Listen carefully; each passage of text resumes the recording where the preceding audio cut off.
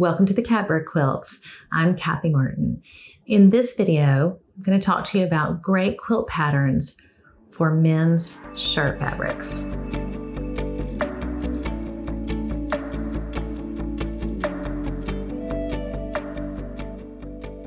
A lot of you have asked me for recommendations for quilt patterns for using men's dress shirts. So today we're going to talk about that very thing.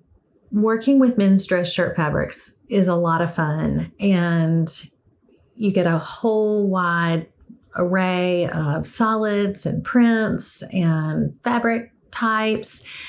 And you get here and go, whoa, what are the best patterns to use? Because it's not like going to the quilt store and having a bolt of fabric and 2 yards to choose from. So I'm going to talk to you about a quilt pattern that I've found that works great for using men's dress shirt fabrics. And we'll probably do several of these videos of great quilt patterns to use for men's dress shirt fabrics. So my eldest daughter recently graduated high school, and my husband and I had been brainstorming what we could get for her, and we finally wisely just asked her, what would you like for your graduation gift, which is kind of a tradition in our area.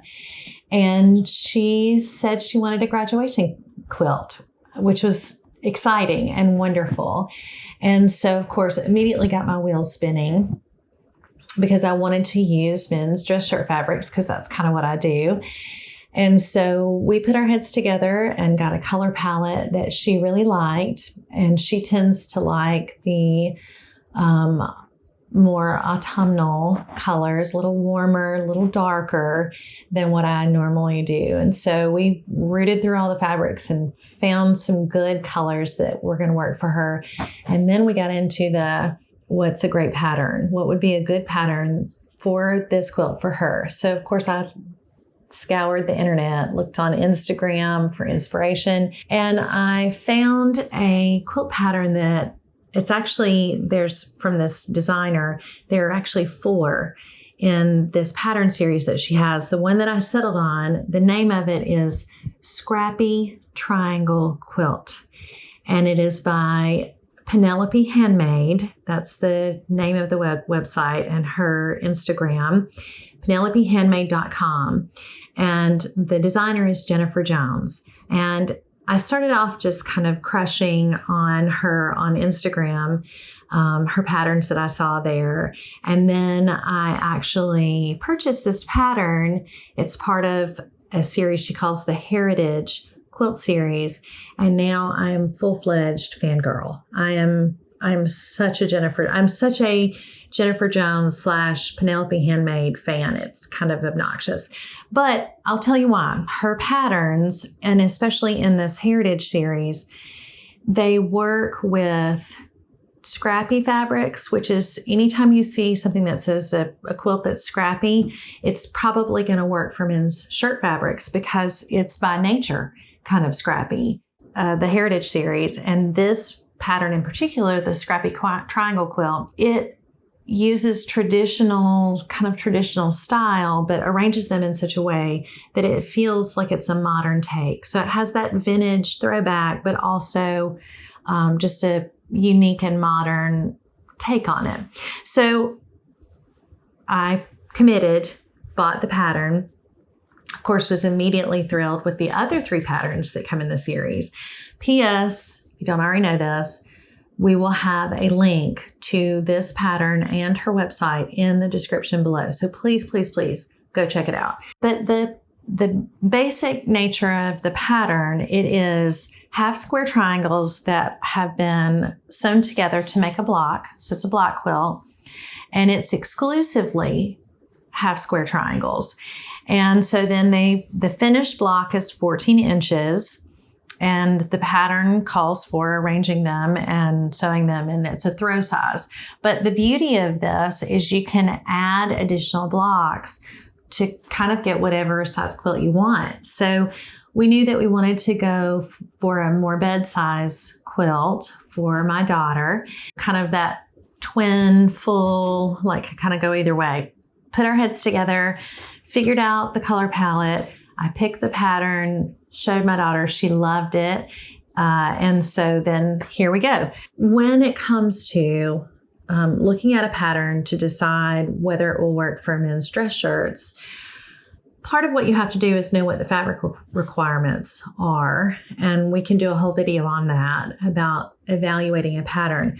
But anything that is scrappy or that there's a set amount per block is going to work well, because you can do, for example, this that I have in front of me in one block. And then I'm going to go down here to a different color. Actually, I'm going to reach over here to a different color. And then because there's a completely different color in another block, we can do that ad infinitum and not have to use up a ton of one type of fabric. So what I decided in doing this pattern is I would do 2 blocks of each type or color that I had. And so we have an array starting with blue, green, golden, orange, kind of a burgundy, and then into a very deep plum. That's how I settled on that pattern. It works beautifully, as you can see, even just from the example that's in front of me. So this very first block, the navy with the white polka dots is a men's dress shirt, and the blue tattersall, which thank you to my viewer that gave me that word in the comments. Tattersall is what the graph paper fabric is in this block example. And in the one behind it, which I have right here, this one is a white with navy little paisley outline. Both of these, in both of these cases, both of these are men's dress shirts. And when I went on the prowl in my thrift store, we knew we had the dark color palette. I wanted a predominantly white with some sort of complementary or same color pattern. And so that's that low volume for those of you that are quilters that we've talked about. And so I just did a lot of looking for shirts, like white shirts that had a navy pattern, but that was not predominantly navy, it was predominantly white. And so these 2 worked really beautifully. And so I used my navy men's dress shirt with the white polka dots. I used that twice for those 2 blocks. This block is also similar. You can see I used that same tattersall fabric, this time paired with this is a twill or Oxford cloth. I can't tell exactly. Should have thought of that before I got on camera. And it's a mixed paisley. There's stripes, there's polka dots in it. If you saw the whole shirt, it kind of looked like a bandana. But once I chopped it up to make the half square triangles, and then I just noticed that tattersall would work for both. So I used it a second time here. And then this is like a book. I feel like I'm reading a book. It's a fabric book. Here's that same blue, except this time this is with a gray and navy teeny tiny polka dot. And that's actually a quilting cotton that I got a fat quarter in the candy store at the quilt fabric store. So I call they have the fat quarters right by the register because they're very, very smart. And it's like the impulse counter. It's like the candy counter at the grocery store. And that's exactly how I feel, like a kid in a candy store. It's like all of a sudden I want chiclets and Reese's Pieces, and except it's fat quarters. And so I bought that low volume fat quarter on a whim.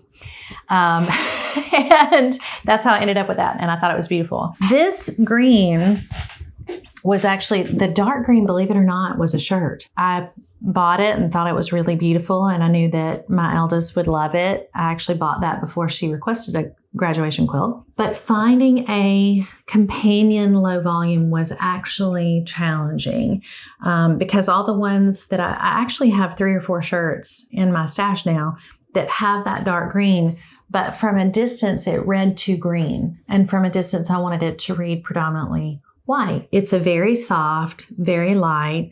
It too is kind of a tattersall, but it's a gray.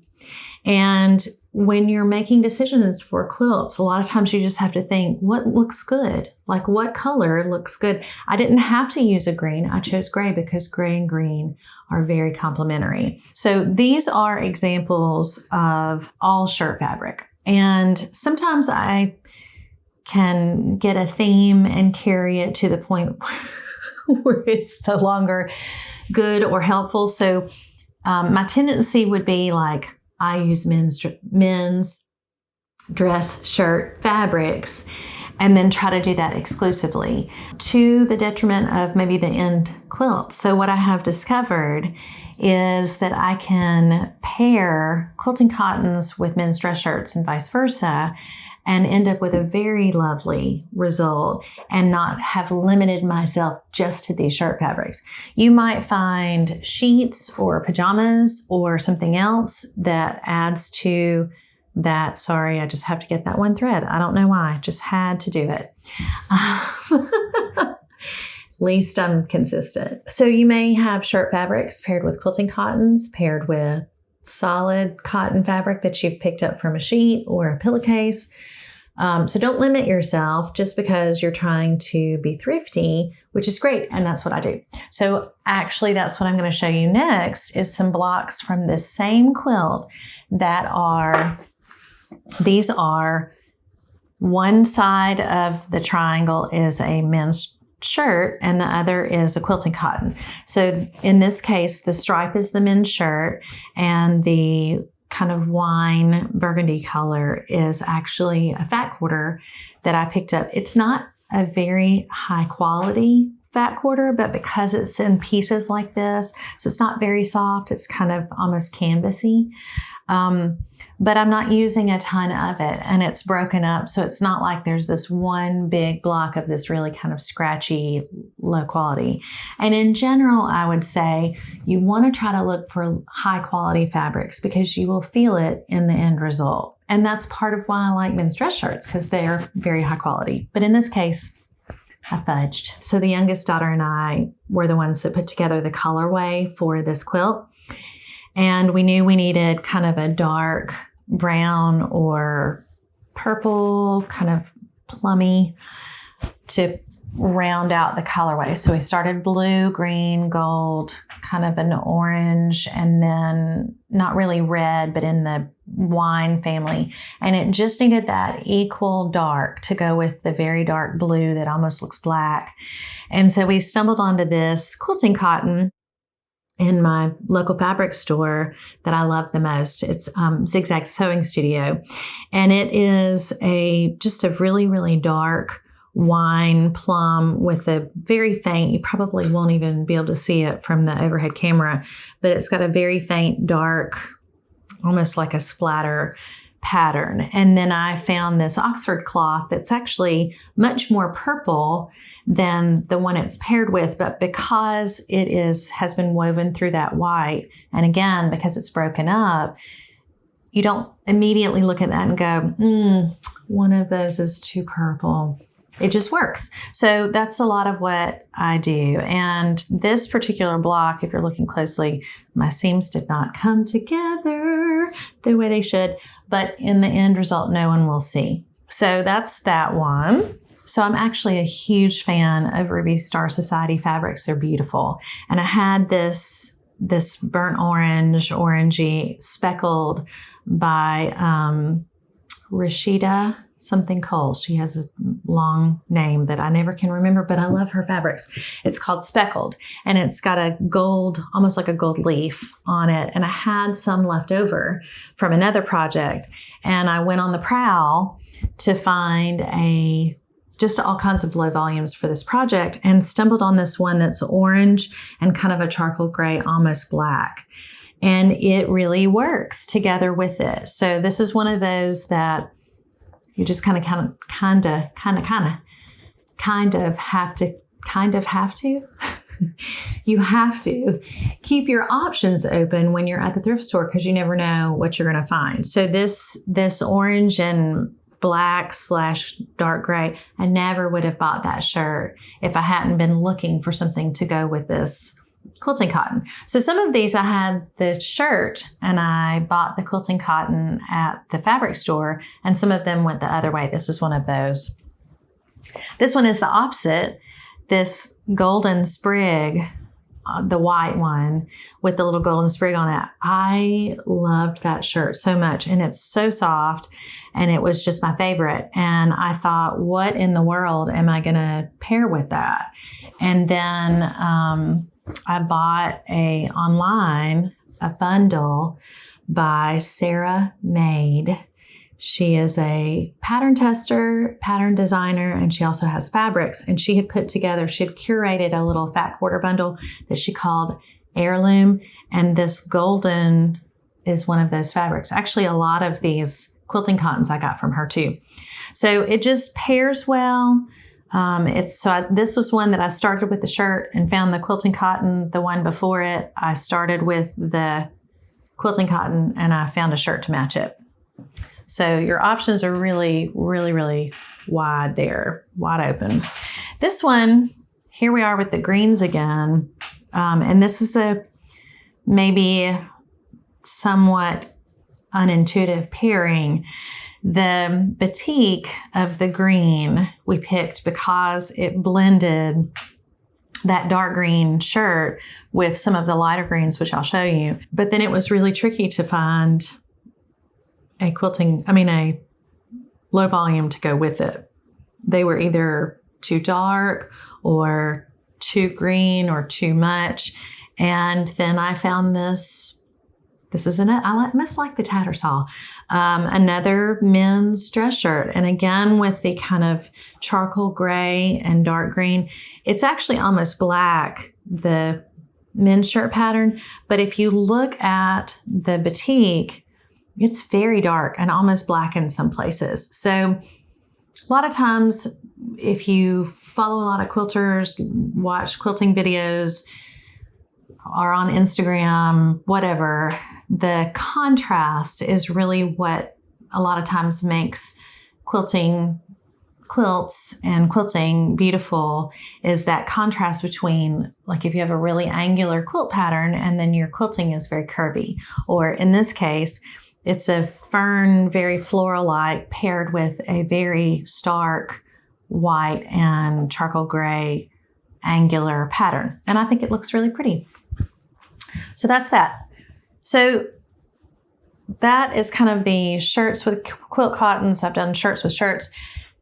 Sometimes you get a quilting cotton that is just so interesting in and of itself that it really just needs a very plain white, cream, or maybe pale gray or pale tan to set it off. And that is what I did with this one. I loved this fabric. I bought this. This was another one of those candy store impulse buy, and I have not regretted it. I love it. But it is a pretty busy pattern, and that color is kind of unusual. It's not really chartreuse, it's not lime, it's kind of olive, but it's light colored. So I was really struggling to find something that would pair with it and look cohesive in the whole quilt. So I just put a white shirt with it. And I picked a white shirt that's actually kind of grainy. It's got a coarse open weave, and I think it sets it off nicely. So sometimes when you're putting fabrics together for your, like in this case, Scrappy triangle quilt, it's not really scraps, but it kind of is like scraps. Sometimes just a nice white men's shirt does the job. And that's the case with this next one too. Gosh, I don't know what color that is. It's kind of orange.